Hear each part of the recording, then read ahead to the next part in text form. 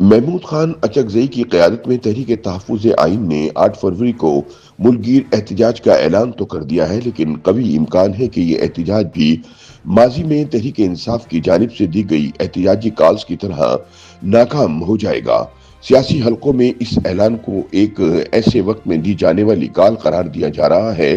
جب اپوزیشن بالخصوص تحریک انصاف خود عوام کو سڑکوں پر نکالنے کی صلاحیت کھوتی دکھائی دے رہی ہے۔ تحریک تحفظ آئین پاکستان دراصل اڈیالہ جیل میں قید عمران خان کے بیانیے پر قائم کی گئی ہے، جس کا بنیادی مقصد مختلف اپوزیشن جماعتوں کو ایک پلیٹ فارم پر اکٹھا کر کے عمران خان کی رہائی کے لیے ایک مؤثر سیاسی اور عوامی دباؤ پیدا کرنا ہے۔ اس اتحاد میں اگرچہ بظاہر قیادت محمود خان اچکزئی کے ہاتھ میں ہے، تاہم حقیقت یہ ہے کہ اس اتحاد کی سب سے بڑی اور مرکزی جماعت تحریک انصاف ہی ہے، جس کی سیاسی طاقت اور عوامی رابطہ کاری گزشتہ ایک برس کے دوران شدید کمزوری کا شکار رہی ہے۔ دلچسپ بات یہ ہے کہ محمود خان اچکزئی اور عمران خان کے درمیان ماضی میں سیاسی تعلقات شدید کشیدگی کا شکار رہے۔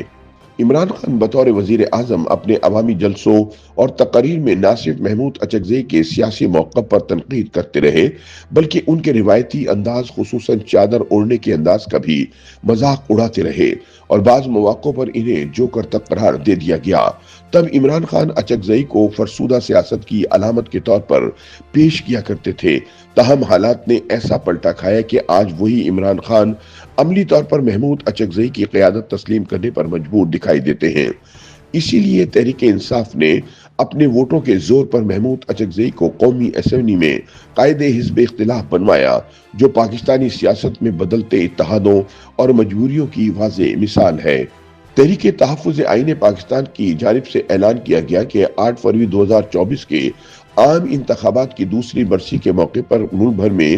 یوم سیاہ منایا جائے گا۔ شٹر ڈاؤن اور پہیہ جام ہڑتال کی جائے گی اور عوام سے اپیل کی گئی ہے کہ وہ تمام سرگرمیاں معطل کر کے احتجاج کا حصہ بنے۔ محمود خان اچکزئی کا کہنا ہے کہ یہ احتجاج کسی صورت واپس نہیں لیا جائے گا اور آئندہ مرحلے میں جیل بھرو تحریک سمیت مزید سخت اقدامات بھی کیے جا سکتے ہیں۔ تحریک کے اجلاس میں تحریک انصاف کے چیئرمین بیرسٹر گوہر علی خان، اسد قیصر، سینیٹر علامہ راجہ ناصر عباس اور دیگر سیاسی رہنماؤں نے شرکت کی، جہاں یہ فیصلہ کیا گیا کہ احتجاج کو کامیاب بنانے کے لیے قومی، صوبائی اور بین الاقوامی سطح پر کمیٹیاں تشکیل دی جائیں۔ اجلاس کے شرکاء نے 8 فروری کو قوم کے لیے ذلت کا دن قرار دیتے ہوئے دعویٰ کیا کہ عوام کو ان کی بنیادی حق کے رائے دہی سے محروم کیا گیا اور انہیں سیاسی طور پر بے اختیار بنا دیا گیا۔ تاہم سیاسی تجزیہ کار اس پورے منصوبے کو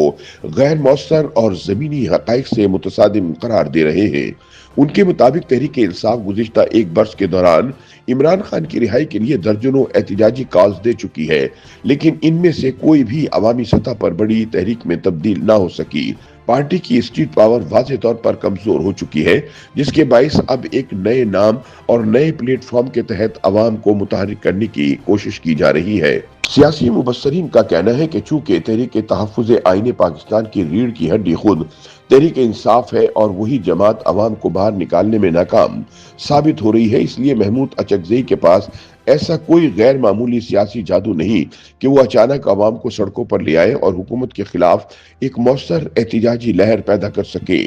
ان کے مطابق اتحاد کی قیادت تبدیل کرنے سے زمینی حقائق تبدیل نہیں ہوتے اور جب تک عوامی سطح پر حقیقی توانائی موجود نہ ہو، ایسے احتجاج محض بیانات اور اعلانات تک محدود رہتے ہیں۔ تجزیہ کاروں کے مطابق 8 فروری کی احتجاجی کال بھی ماضی کی طرح جزوی یا مکمل طور پر ناکام ثابت ہونے کا خدشہ رکھتا ہے، کیونکہ نہ تو اپوزیشن میں مکمل اتفاق رائے موجود ہے اور نہ ہی عوام اس وقت کسی بڑے تصادم یا تحریک کے لیے تیار ہے۔ یہی وجہ ہے کہ تحریک تحفظ آئین پاکستان کا یہ اعلان بھی ایک بار پھر سیاسی دباؤ بڑھانے کی کوشش تو ہو سکتا ہے، مگر اسے ایک فیصلہ کن عوامی تحریک میں ڈھلتا دیکھنا بظاہر مشکل نظر آتا ہے۔